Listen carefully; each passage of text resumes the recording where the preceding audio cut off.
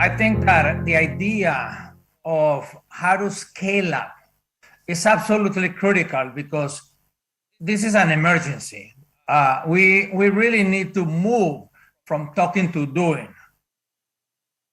Let's think that half of the homes that will be around in urban cities in 40 years do not exist today.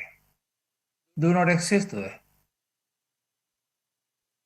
You know, today we have about 3.5 billion people living in cities. Within the lifetime of our children, we're going to go to over 7 billion people. That has never happened before and probably will never happen again, that we increase by 3.5 billion people in 40 years. And it could be very nice and civilized, where people walk and ride bicycles and use public transit and everybody can enjoy nature. It could be, it should be, it must be. I mean, in India, over the next 40 years, the population is going to grow by around 300 million people. I live in Canada, in Toronto. This is like 8 times the population of Canada. This is almost the whole population of the US. So in India, you have a magnificent opportunity, but also you have a huge responsibility, because whatever you do or don't do is how hundreds of millions of people will live for many centuries. For many centuries.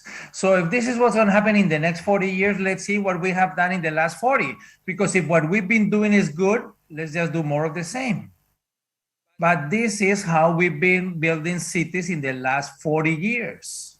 Segregating people, sending the poor people to the worst places with no parks and no trees and no public transit. Even in the US, the wealthiest country in the world, these are cities, the colors are by postal code.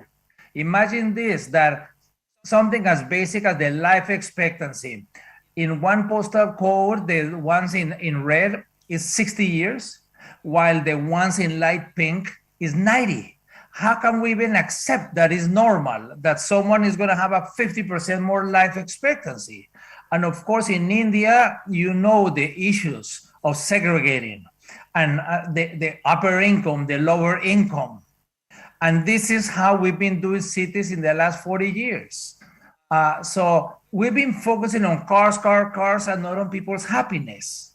And this is how we have been trying to solve mobility around the world, because everybody has been copying this model of the US everywhere. The cities do not decide the population, that's more at the national level, but the cities do decide the how. And this is how we have been doing cities. Parks, no, instead of parks, we've been doing parking lots for cars. And imagine the children, the elderly, the people with disabilities. They become almost kind of a slave of someone with a car just to go out for an ice cream. So it is very clear that the last 40 years overwhelmingly has been horrible. There might be very few exceptions, like with acupuncture, but the majority of what we have done around the world in the last 40 or even in the last 80 years has been mediocre, bad, horrible. So we clearly need to improve the cities that we have today. We need to create great cities for many, many more people. We must create our cities radically different. We must plan them. We must manage them radically different. And it doesn't matter the city has 2,000 people or have 1 million or 5 or 20 million people. The issues are very similar. The solutions, of course, are different, but the issues are similar. And when we were thinking about equity and climate change, and we see the symptoms everywhere, even if some people don't want to believe in them. And we were thinking about the population growth and that we're living longer. By the way, we're living longer, and it's not just in India. It's everywhere. You know, we've been around over 200,000 years. In 200,000 years, up to 200 years ago, there was not a single country with a life expectancy above 45. Today, we don't have one below 45. This is incredible. Maybe the biggest accomplishment ever. In India, India has doubled the life expectancy in the last 100 years. Part of it is because less children are dying, but also the other half is because people are living longer. And when we were thinking about all of these issues, COVID-19 arrived. Some people say that everything changed. I don't think, unfortunately, I don't think much has changed. I think our perception changed. Our perception. It's like if we had gotten some magnifying glasses to see our cities, our issues, and something that were invisible became visible. Around the world, we saw homeless people camping in parking lots, in streets, when the hotels were empty. We saw the lack of equity all over. Also, we saw something good. As people stayed home and there were fewer cars, we saw the impact that it has on the quality of air. Sometimes the quality of air is something that is invisible, but now COVID made it visible. So do we want to go back to this, or do we want a new and different future?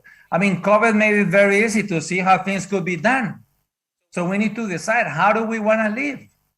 I think the post-COVID city has to be about health, equity, sustainability. We got to focus. And when I'm talking about health, I'm talking about the definition of the World Health. It's the state of complete physical, mental, and social well-being, and is not merely not being sick. Same thing with sustainability. I'm talking about sustainable happiness, which is the happiness that contributes to the individual, community, or global well-being, as long as it doesn't exploit other people, the environment, or future generations. And when I'm talking about equity, it's about giving everybody what they need to be successful, which is different from equality. Equality is giving everybody the same. This is equality. Someone did this cartoon that I think is really interesting. No, some people are starting so far behind that some might need 2 and 3 boxes, others don't need any box. And someone said, oh, if that is equality, equity, I think this is reality. But I think that at Connect Karo, people are thinking outside the box, and maybe it's not just about moving boxes from one end to the other. Maybe it's about taking down the boxes. It's thinking different options. And of course, we need to ensure equity before we can even think about equality. So we have an opportunity and we have a responsibility